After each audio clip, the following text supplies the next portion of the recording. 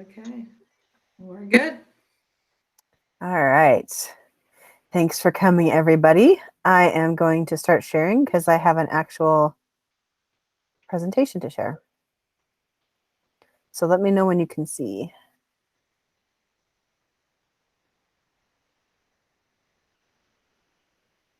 We can see it. Okay, perfect. Thank you. So this entire brown bag came about because we were in a conversation. I want to say it was at, I can't even remember where it was, which meeting we were in, but it was brought up that sometimes when you're in interviews, you ask a question and you get an answer, and then you get there and you find out that they didn't really accurately answer the question. And so I was talking about how, well, yeah, it's actually kind of like user interviews where if you ask certain questions, or surveys where if you ask certain questions, you can actually affect the results. And so I thought that it would be kind of fun to take some of the principles that we user experience designers use in interviewing users and apply them to interviewing interviewers. Okay, keep that straight. And so we're going to talk about some common question fallacies and kind of go through a little bit of exercises in how we can better ask those questions. So I'm hoping you guys will participate and not just, you can go ahead and take yourselves off mute unless you've got lots of background noise, and feel free to just speak up. All right, so this is kind of what we're going to cover. Well, it is what we're going to cover, exactly what we're going to cover. Being too specific, double-barreled questions, loaded questions, etc. We're going to go through each of these individually, and then we'll kind of sum it up at the end. So don't worry about taking notes or anything either. I can provide the slides at the end. So first example, what is your favorite Star Wars movie? Anybody? Rogue One. Rogue One. Okay, we're going to start some fights. Does anybody have a hard time with this question on the call right now? I know this is kind of a good generic question. I would have a hard time answering this question personally. Not that I don't like Star Wars. I like Star Wars, but I don't know that I have a favorite Star Wars movie. So a little bit better. This is too specific of a question to ask. A little bit better is, what is your favorite type of movie? Or even better yet, what do you like to do? I personally am not a big movie watcher in general. So if you want to get me to talk, don't ask me about my favorite movie. So, example in an interview. You're talking to somebody, you're talking to a client, and you want to know why they're developing their code in Angular instead of React, because it seems like a kind of sketchy. By the way, I make up these things completely out of scratch. They may not be accurate things that you would care about, but I tried to get as close as possible. So you could easily just ask the question, why are you using Angular? But I don't know if you guys have experienced this before, but if you ask a question like that, it can be kind of aggressive and come across as judgmental. And it also means that you're going to miss out on a whole lot of information about why they chose to use Angular that you could get better if you ask the question in a different way. So in this case, start out more general. Would you tell me about your technology stack? Then you can get a little more specific. What pros and cons have you run into with this technology? And then get specific again, even more specific, and say, if you had a choice, would you choose Angular again? Any questions or thoughts about that, or experiences that you've had in interviews that might fall under this bucket? I have a question. Yeah. So it sounds like you kind of are recommending a strategy of asking more vague questions and following up with more specific questions. Yes. Yep, absolutely. Okay. And the reason for that is because if you're sitting in front of an interviewer and you say, why did you choose Angular? Then you're going to get in this discussion about details of why they specifically like Angular or chose it, or maybe they just fell into it. Where if you ask them a general question, would you tell me about your technology stack? That can tell you a lot more about their strategy of why they chose what they did than the specific question would. Same thing with like the pros and cons. If you ask them pros and cons, you've already framed their answer in terms of your question. So the more general, I wouldn't even say vague, but the more general you can get, the more space that you're leaving them to answer that question however fits for their experience. Does that make sense? Yes. Awesome. And by the way, I can't see who's speaking, so sorry if I don't use your names. All right, so comment I have on that. What's that?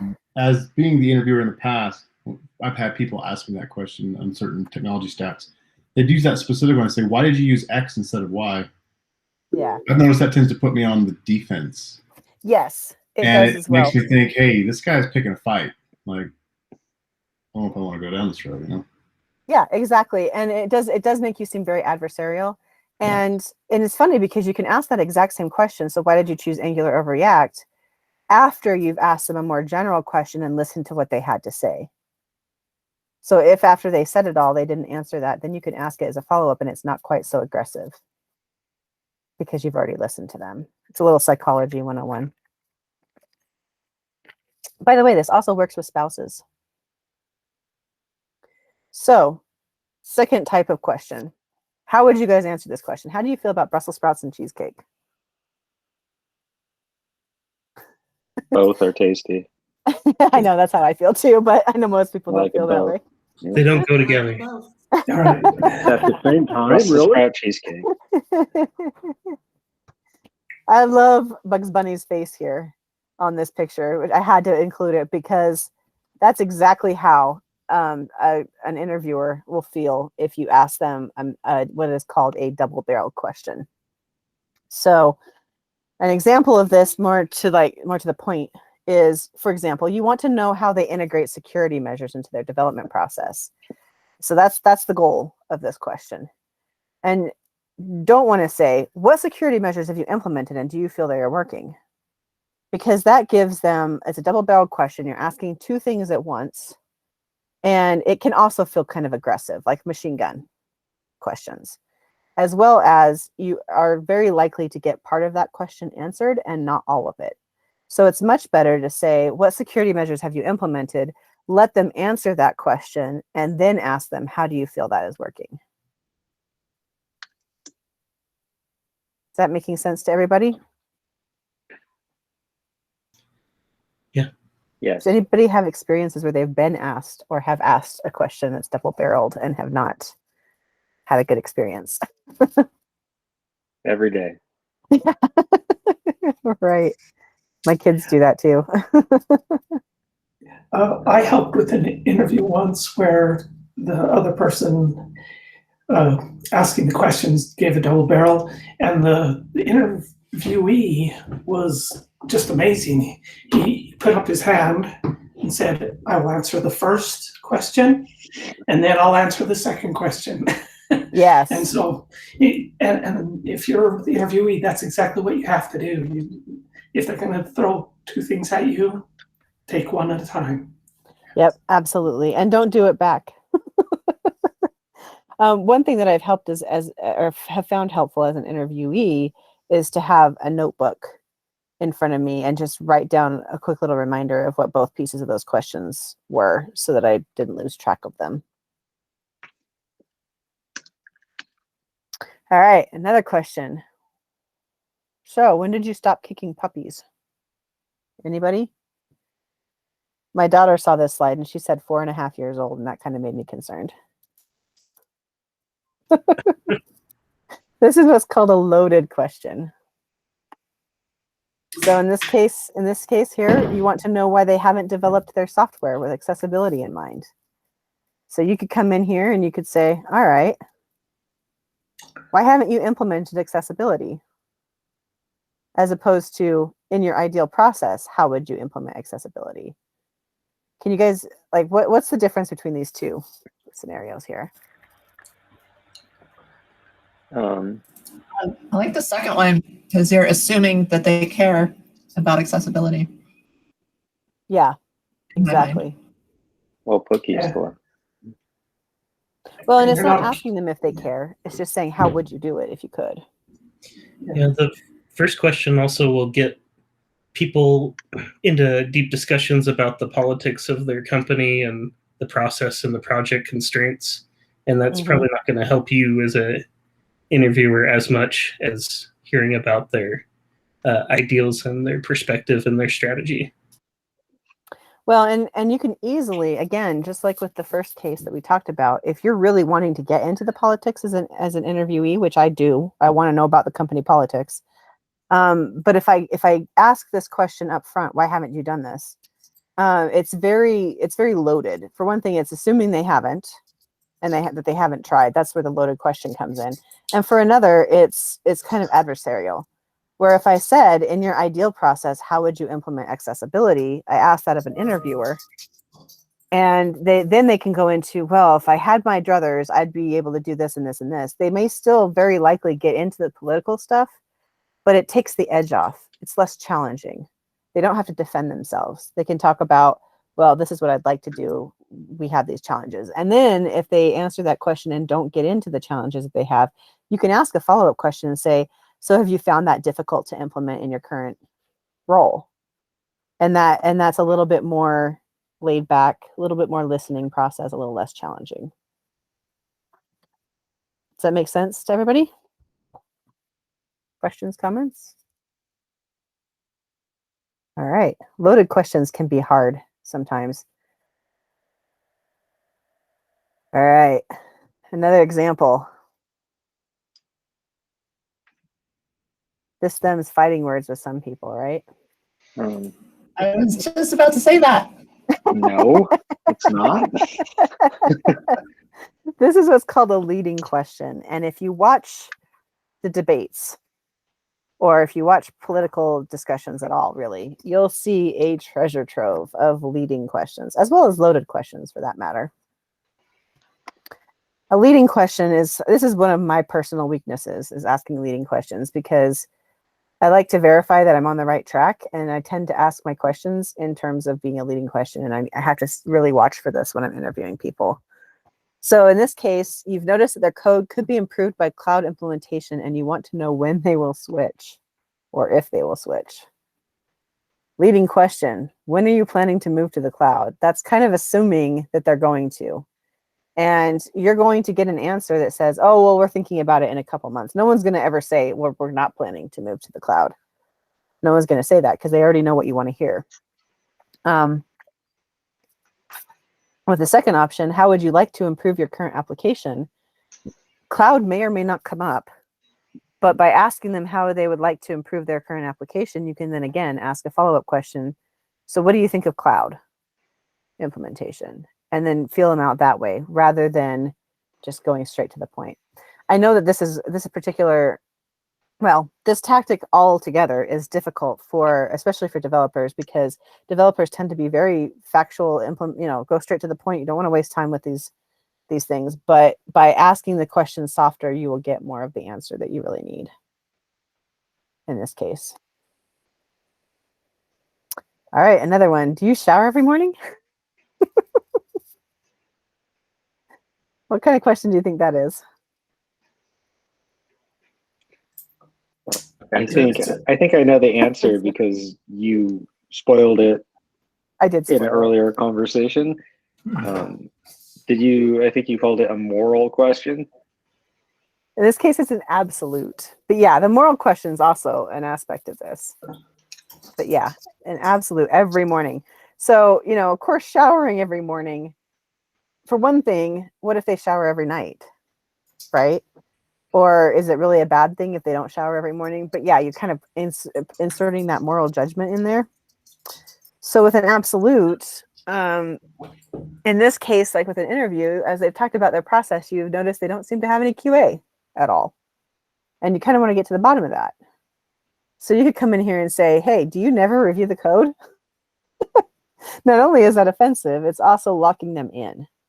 I don't know if you guys have ever taken any of those surveys that they send out, or the internet surveys or whatever, but a lot of times they'll ask a question, something like, do you watch television every day, once a week, or, once a month, or something like that? And you're like, well, none of those things really fit. So that's kind of what this absolute locks people into is, yeah, of course they sometimes review the code. Of course they sometimes, miss a shower. But to honestly answer that question, they have to ignore your absolute. So it's much better to ask something more like, so what's your QA process? It's very much more open-ended. It's not locking them into, a yes/no answer. All right, how about this one? How many COSs do you have in your yard? Can anyone answer this out of curiosity? What's a COS? Exactly. Oh, is that part of the lesson? Okay. It's part of the lesson. You got right there. This is called the jargon problem. Does it have to do with water conservation? No, well, sort of. So a COS, excuse me, I'll just explain because it's going to bug you guys and you won't listen to me if I don't. A COS is a central open space. It's part of a landscaping principle used in Utah to help conserve water and create a better, easier to maintain yard. So when you do a central open space, it can be grass, it can be gravel, it can be concrete, but it's a usable space, and then you design around that. So if anybody wants to know more about landscaping, you can touch base with me later. I'm in the local scapes group right now, learning how to landscape. So that's why I used that one. I figured that was one that most people wouldn't know. So in this case, you're concerned that they don't seem to have any feature prioritization. You want to get to the bottom of that one. So you could ask, do you use agile methodologies for post-MVP implementation? Which most of us understand. But chances are pretty high that at least somebody that you're interviewing with isn't going to necessarily know what that means. You're going to have an HR person, you're going to have somebody who's just not familiar with that jargon. And even if they're familiar with that jargon, maybe they use something slightly different. Like instead of MVP, they use first release or something like that. So a better way to ask that is, how do you prioritize features after you've published your first release? A little less jargony. Or even better yet, anybody on the street could understand, once your users start using your application, how do you figure out what to do next? So try really hard to stay away from anything that's jargony. Now, of course, as technical professionals, we want to make sure that we show that we're up to date on the most recent jargon. So when you do use jargon, make sure you explain it. So in this case, you could say something like, do you use agile methodologies for post-MVP implementation? How do you figure out what to do next after users start using your application? So you're explaining what you're trying to ask and speaking to the least common denominator. It can be kind of wordy, but it definitely softens the blow for people who are not necessarily up on your jargon. I liked this Dilbert. I thought it was appropriate. A chain made out of coins? All right, so quick review. Interviewer questions are bad when they lock the person into one specific answer. If they have to answer something very specific, very detailed. If it confuses them as to what part of the question they should answer, that's the double-barreled. If it makes them feel like there's just one right answer, and if they answer incorrectly, that there's something wrong with them. If it makes them feel like they're wrong for doing what they're doing, which isn't quite the same thing, but it's closely related. Make them unsure what you're actually asking, like the jargon, or use language that they don't understand. So when you're interviewing people or when you're talking to people, you want to make sure that you're very open, very calm, very relaxed, very casual, and don't put them on the spot. If people are put on the spot in interviews, they're going to feel threatened, and that negative feeling is going to come out in whether or not they want to work with you. And unfortunately, that affects whether or not they'll hire you. So this is just the summary that we saw at the beginning. Avoid being too specific. To start out with very specific questions, start with general and move towards the specific. Ask only one thing at a time. Try not to do any double-barreled questions. Don't ask anything that's judgy. Ask things that are open-ended rather than leading to a specific outcome. And avoid absolutes like always, never, every. And then, of course, minimize your jargon or text speak, even when talking to another developer. So any questions, or I would love to hear some anecdotes about this, both good and bad, in interviews.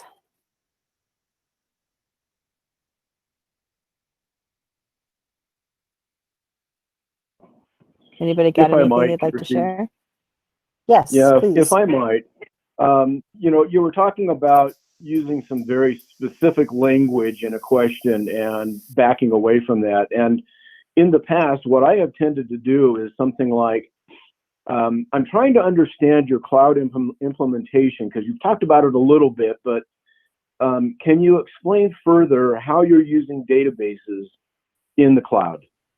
And so I point them to, here's where I'm really trying to go, but I'll ask the question in a non-generic, non-threatening way so that you can answer what has worked for you.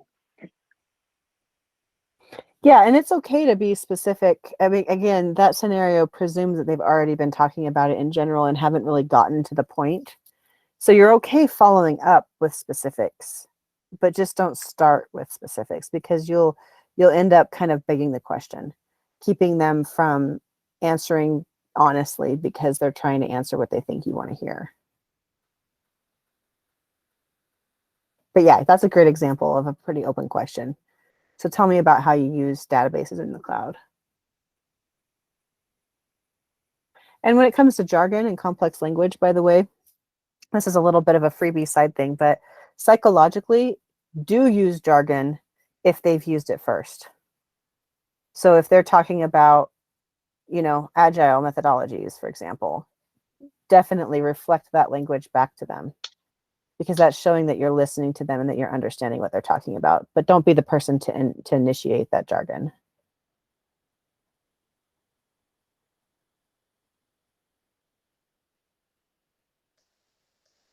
Anybody else?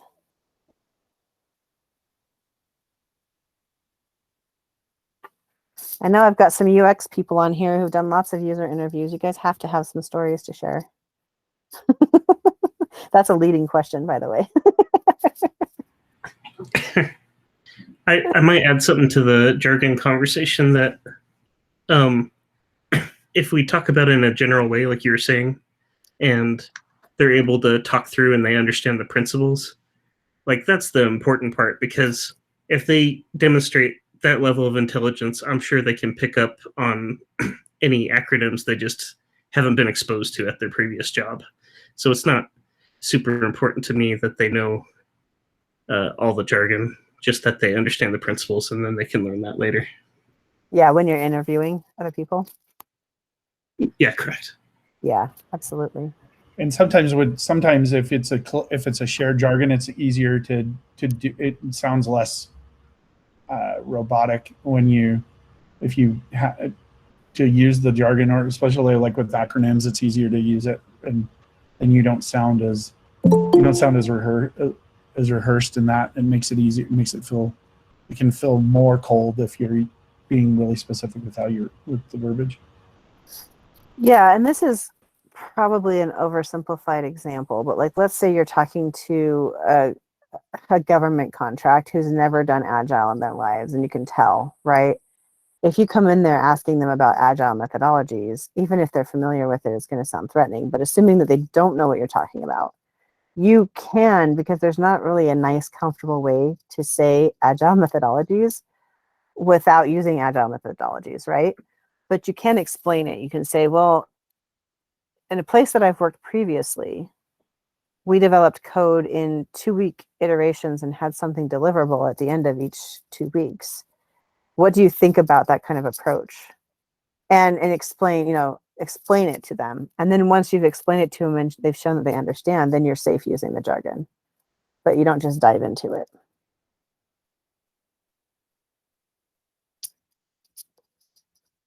Thank you for sharing that. Anybody else?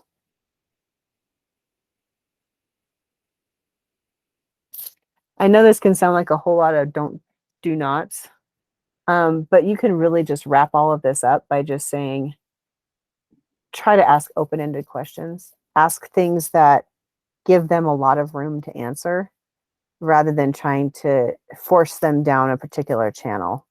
If one experience that I've had in interviewing with asking those kinds of questions is I was curious about their design and like the interaction of design with development, because there are some companies where that's not had a good past, but it's a very touchy subject to discuss. And so I didn't want to just come out and ask them, so do your developers and designers get along? I wanted to ask them. So I asked something more like, so tell me about your design process. And they talked about it, and they just never got close to the developer's interaction in the design process. And I tried re-asking it a few different ways, and they just never got there. And that alone tells you something, because if they're explaining their design process and they never talk about how developers fit into that process, then they probably are not including developers in that process. So sometimes you can listen for what's not said as much as you can listen for what is said.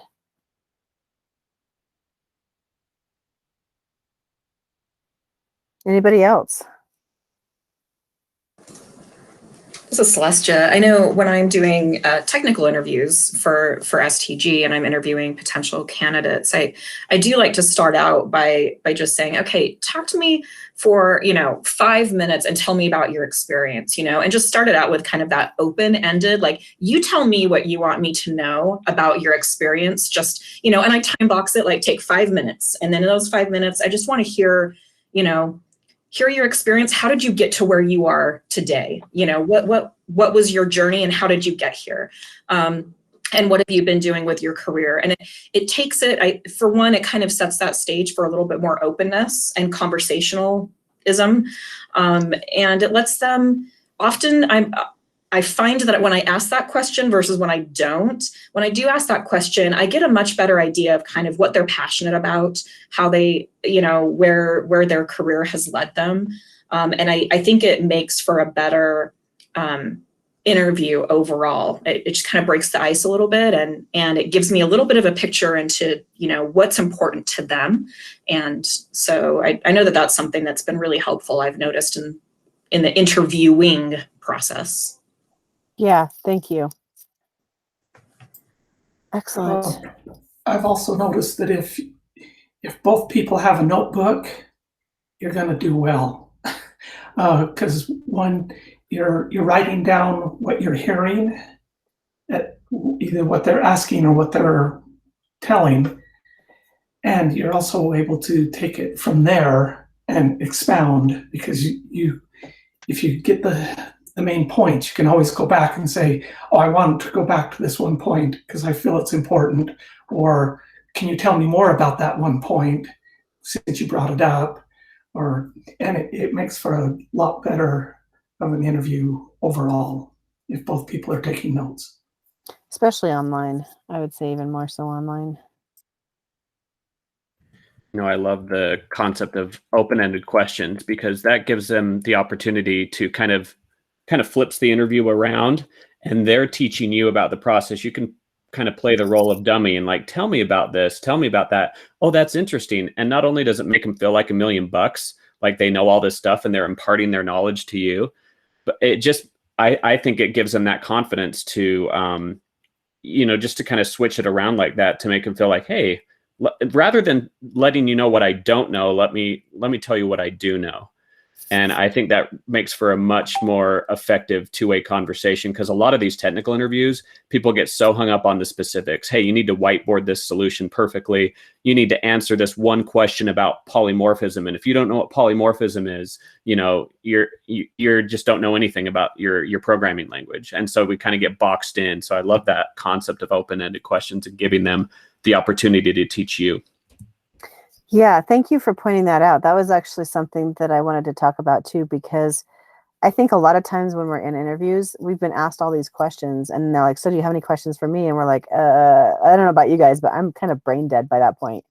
I had questions when we started, but by the time I've answered all of them, I don't have them anymore. That's where the notebook comes in handy. But yeah, to really take that role on as interviewer, you are interviewing that company to see if you want to work there. I was just recently in an interview with a company that I've wanted to work for quite some time. And in the middle of the interview, the questions they were asking, I just kind of got this feeling like that's not the team you want to work with. And so just remember that, like it doesn't matter what you do as much as it is about who you work with. And it is your job just as much to interview them. And even if it's not to say, okay, I don't want to work there, even if it's just to say, okay, these are the challenges I'm going to have to face when I start working there, to go in with your eyes open, it can be helpful.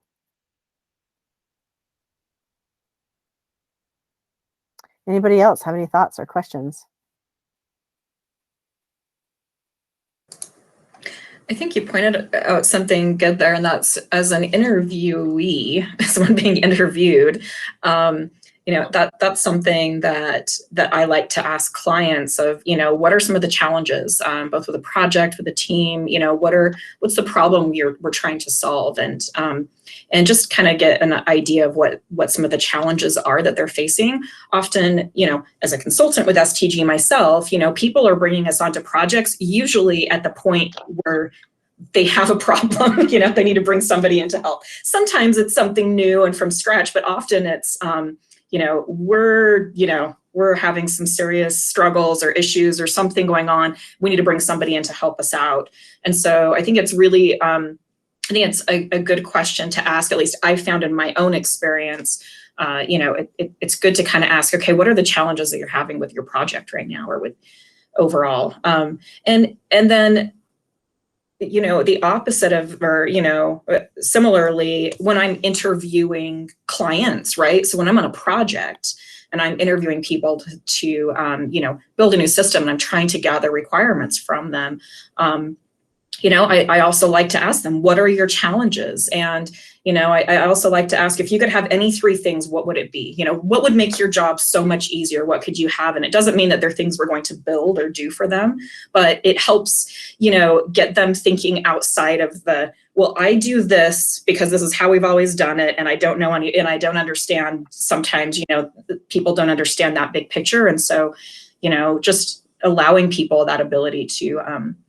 to talk about what would really make their job easier. And sometimes we can get a lot more information out of users when we're talking in that sense that gives them, takes them a step outside of that. If I just say, okay, what do you do for your job and how can we replicate that into the software system?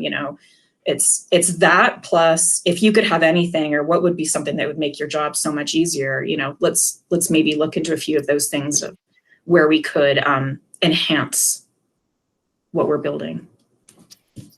I like that. That kind of made me think that maybe that kind of made me think maybe a good question to ask too in interviews would be something like, what can I provide? What can I provide you that would make your life easier? What are you looking for? And just kind of draw them out and get them talking about it. Because a lot of times, I don't know about you guys, if it's true with developer interviews, but with UX interviews, they have a purpose in mind. They have a role in the back of their head, and they're not telling you what it is. And as a designer, I can flex to pretty much anything, but I don't know what to flex to if I don't know what it is. And so if you can, I never thought about asking that kind of a question in an interview, but I think it might be very helpful. Yeah.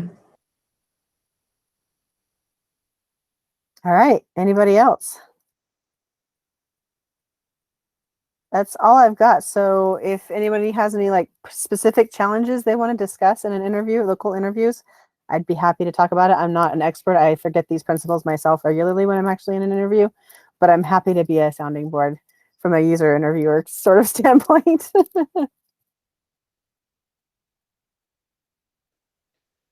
I have a specific Oh, great. I would like to bring up. Yeah, So let's talk. I brought this up in a meeting we were in several weeks ago. I think that may have been the catalyst for this brown bag. So I have a really hard time discovering what if a company allocates engineering resources to write quality unit tests. And I always want to know that before I go into a job. Do you allocate time for each ticket to do a proper job writing tests for the task at hand?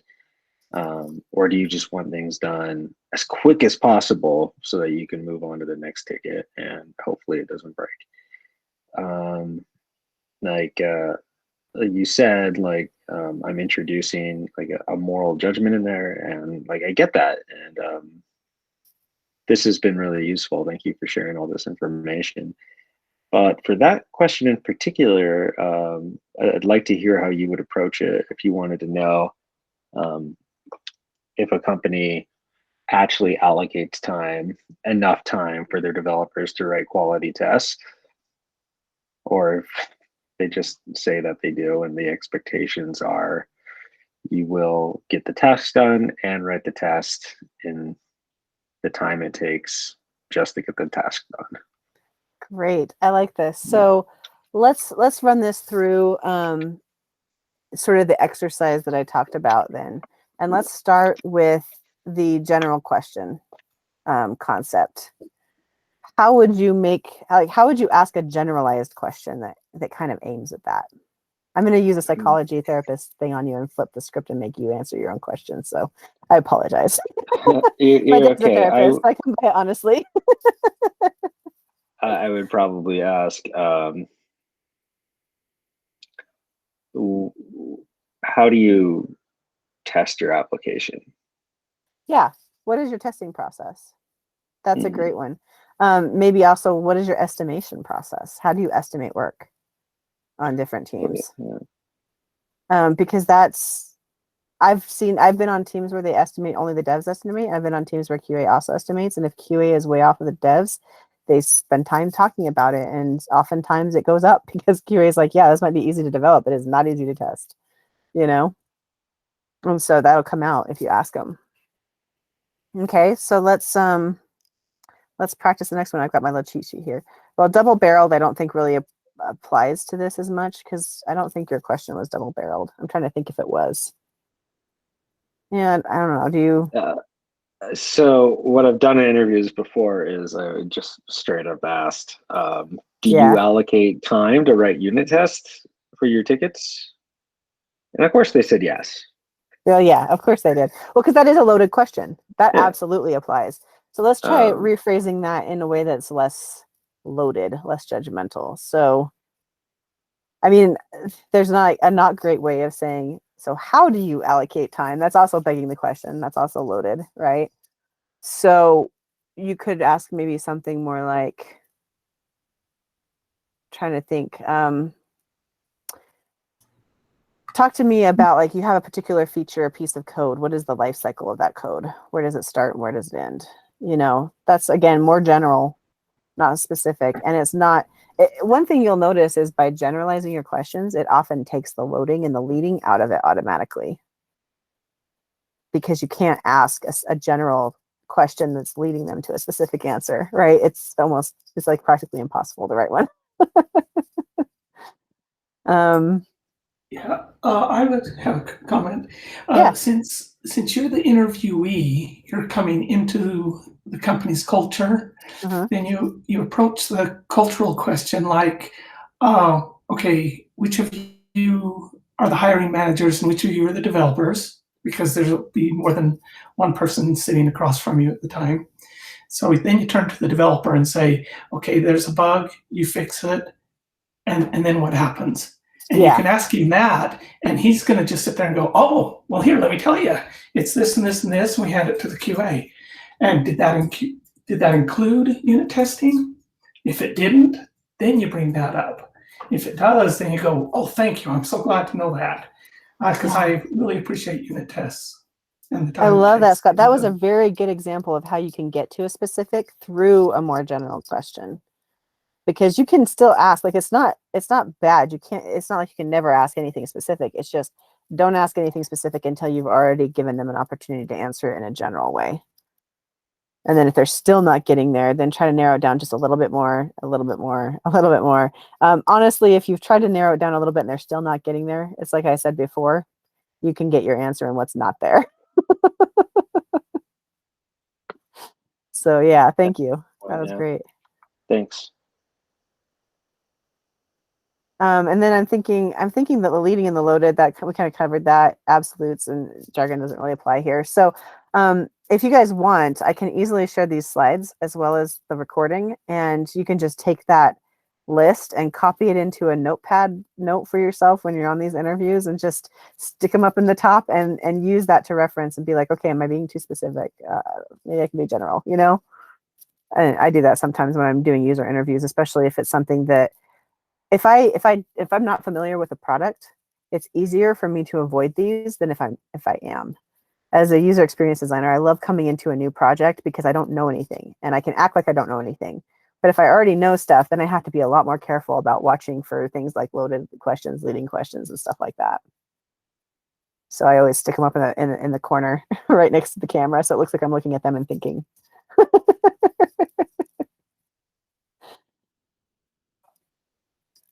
All right. Anybody else? Did that help answer, Mick?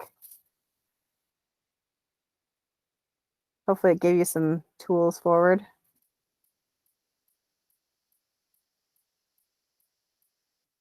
I hope so. All right. Anybody else? I'm sorry. No, I you're think okay. I missed that. What, I were just you asked- speaking to me? Yeah, I just asked, did that give you some tools forward? to Yes, use? sorry. Okay, perfect. Didn't mean to ignore you. No, you're fine. I just figured we were having sound issues, you know. That was a really blank look. Yeah, exactly. We'll just move right on, slide right through that. Awesome. I like to keep my interviewees on their edge of their seat. Never give away my position. Just get a screenshot of yourself and make that your background. Never move, never blink. All right. Anybody else have any specific things that they want to run through the test? All right. Well, I am happy to be a resource for anybody going forward. If you get out of an interview and just were like, oh, I totally screwed up that question and want to try to think of some ways to ask it in the future, I find that that's the easiest thing for me is to test, like, or to question my own interviews. Like the more I interview with users, the more I'm like, oh, that was terrible. That was a terrible interview. And just kind of debrief yourself and practice some better ways of phrasing it so that it comes to the mind easier when you're under pressure. So, all right, if that's it, then I can let everybody go. Thank you, Kirsi. Thanks, guys.